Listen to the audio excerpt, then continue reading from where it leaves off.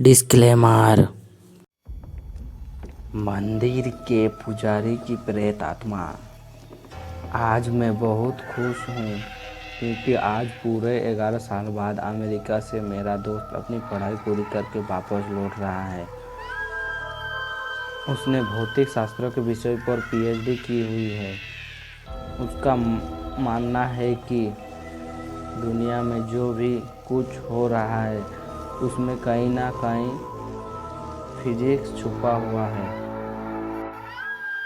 फिर जो भी हो, पर इस कहानी में ऐसा तो क्या हुआ कि उनकी फिजिक्स भी काम नहीं आई। चलिए आज हम पूरी कहानी बताते हैं। जब वो अमेरिका से वापस आया तो सीधे मुझे मिलने के लिए मेरे घर पे आ गए और आकर ही मुझे गले मिल गए।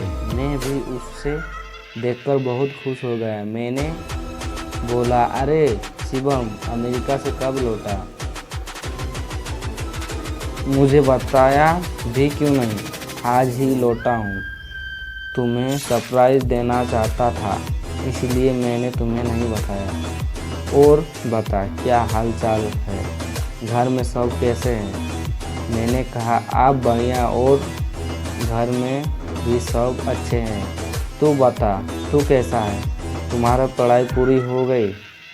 हाँ, मेरा पढ़ाई तो कंप्लीट हो गया और अब मैं हमेशा के लिए इंडिया वापस आ गया हूँ। अब हम दोनों मिलकर खूब मस्ती करेंगे। मैंने कहा, ठीक है, पर आज तुम्हें मेरे घर पे खाना खाने के लिए आना पड़ेगा। वो बोला, ज़रूर आऊँगा। और है, उसके बाद हम कहीं घूमने के लिए जाएंगे, कुछ तूफानी करेंगे, ठीक है ना?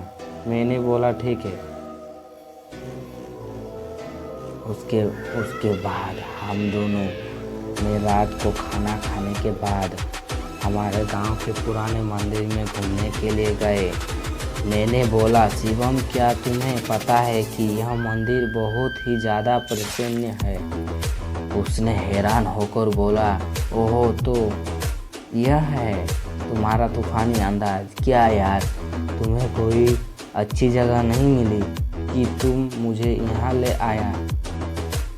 मैंने बोला, तुम चलो तो सही, बहुत मज़ा आएगा। लोगों का मानना है कि यहाँ भूत प्रेत जैसी आत्मा रहती है। शिवम, क्या सच में यहाँ पे भूत है? क्या तुम भी मजाक कर रहा हो? मैं नहीं मानता। बोल। मैंने बोला, ठीक है, हम दोनों साथ में जाते हैं और पता लगाते हैं कि सच में भूत है कि नहीं। फिर हम दोनों मंदिर के अंदर चले गए। मंदिर काफ़ी बड़ा था और भयानक भी लग रहा था। ऐसा लग रहा था कि कई दिनों से यह साफ सफाई नहीं हुआ है। फिर हमने मंदिर के पुजारी से बात की। पंडित जी, हमने सुना है कि यहाँ आसपास कोई भूत का निवास है, क्या यह बात सही है? यह सुनकर वह पुजारी हमको घुमाने लगा और बोला, चलो आओ यहाँ से, ये जगह तुम्हारे लिए सही नहीं है। मैंने बोला, क्यों पंडित जी? पंडित जी ने बोला, आओ मेरे साथ, मैं आपको बताता हूँ। इतना कह के वो हमें एक कमरे में ले गया और हम जैसे ही अंदर गए वो पुजारी ने बाहर से उस कमरे को लॉक कर दिया। यह देखकर मैं और मेरा दोस्त शिवम घबरा गए। वहाँ पे अंदर जाके देखा तो हमारे तो होश ही उड़ गए। वहाँ उस रूम के अंदर कई सारे कंकाल और हड्डियाँ पड़े थे और बहुत ज़्यादा गंदगी बाहर आ रही थी। उतने में ही पीछे से 2 बड़े और भयानक दिखने वाले आदमी आए। उन्हें देखकर ऐसा लगा था कि कोई साधारण इंसान नहीं बल्कि मांस और खून पीने वाले नरभक्षी है। यह सब देखकर हम बहुत डर गए। हमने तो मान ही लिया था कि अब हम जिंदा नहीं बचेंगे। फिर उन तीनों ने रूम में आग लगा के मंत्रोच्चारण करना शुरू कर दिया।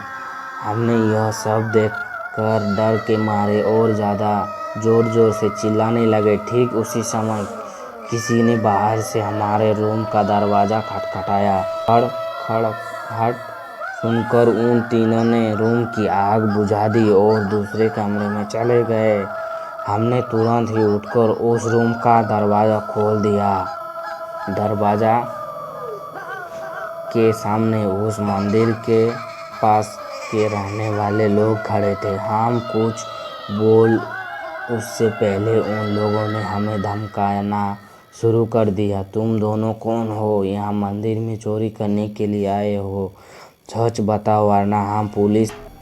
हमने सब सच बता दिया, लेकिन उन लोगों हमारे बातों पर भरोसा नहीं हो रहा था, बल्कि उल्टा हमें डांटने लगे। तुम दोनों क्या बोल रहे हो? नशा करके आए हो क्या? यह मंदिर कई सालों पहले खंडर हो चुके हैं। यहाँ कोई पुजारी नहीं है। अब चलो यहाँ से वरना हम पुलिस को बुलाएंगे। यह सुनकर हमें तो होश ही उड़ गए, क्योंकि हमने अभी तक जो देखा वो कोई इंसान नहीं बल्कि उनकी प्रेत आत्मा ही। हम तुरंत ही मंदिर से बाहर निकल गए। मैंने मंदिर के खिड़की से